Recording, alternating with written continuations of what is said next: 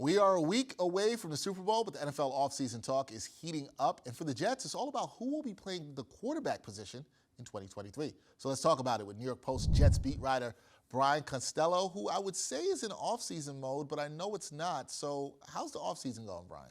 If it is for that faith already. There really isn't an offseason, Dexter, until about June 15th when they bring minicamp. Then there's offseason. There's always something to talk about with the Jets, though, all year long, it seems like. It seems like that football never stops. So let's start here, Brian. After the Jets hired Nathaniel Hackett as offensive coordinator, Gangrene has now been linked with landing Packers QB Aaron Rodgers. Is Rodgers the right signal caller for this Jets team? Yeah, I think he is, Dexter. I think, when you look at the guys who are out there, the veterans, Rodgers' resume is just so much better than all theirs. And I know Rodgers didn't have the best season this past season, but he was dealing with injuries. He didn't have the best supporting cast on the Packers. I just think you can't do better than Aaron Rodgers with the names that are available. We don't know for sure Aaron Rodgers is going to be available, but that's the speculation. I just think even an average year from Aaron Rodgers would be the best year a Jets quarterback has had in years. If you look at the Jets quarterback play, they haven't had a quarterback throw 10 touchdowns in a season in 3 years, Dexter. Aaron Rodgers does that in 3 weeks. So, I think Rodgers makes a lot of sense if they can get it done financially and the trade compensation. If they can get all that stuff done, I think Rodgers is the guy. Okay, Brian, so you say it makes a lot of sense. I think a lot of Jets fans will feel that way too, but if that's the case, how aggressive do you believe the Jets will be in a pursuit of Rodgers, and what would it take to land a former MVP quarterback?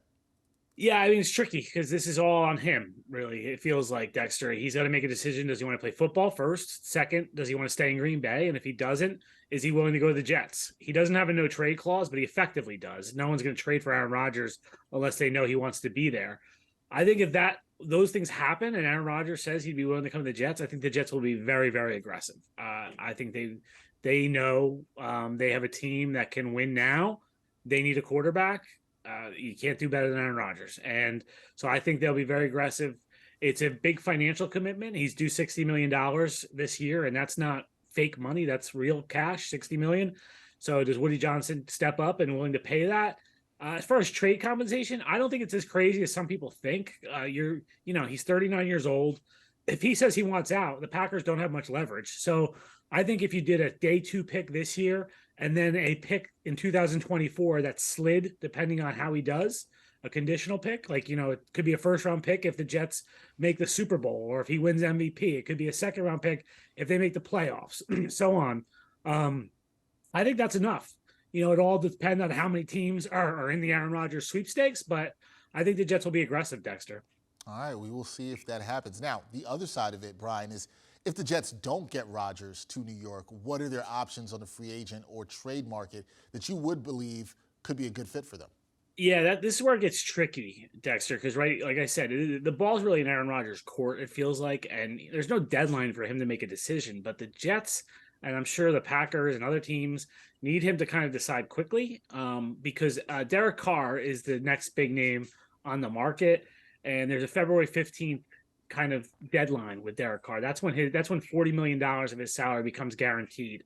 So the Raiders are going to try to trade him before then, or then cut him if they can't trade him before then. And Derek Carr will be a free agent immediately. It's not like he has to wait till March, if your contract's expiring. So the things will get sped up with Derek Carr. And if you're sitting around waiting for Aaron Rodgers, you could lose out on Derek Carr. So it's going to be tricky. So I think Carr is a big candidate for the Jets. I think Jimmy Garoppolo is still a candidate. He'll be a normal free agency in March. And then Ryan Tannehill, I think, is another name to watch, Dexter. If the Titans move on from him, he's owed a lot of money by the Titans. So there's some speculation that they will cut him and move on. I could see him being a target of the Jets as well. All right, it'll be very interesting to see what the Jets do about the quarterback position. They've been on record saying that they need to upgrade that position, and we will see if they're able to do that. Football never stops. Brian Costello will be all over it for you with the New York Jets, covering it for the New York Post. Brian, always good to see you. Enjoy the Super Bowl coverage, and we will talk soon. All right, thanks, Dexter.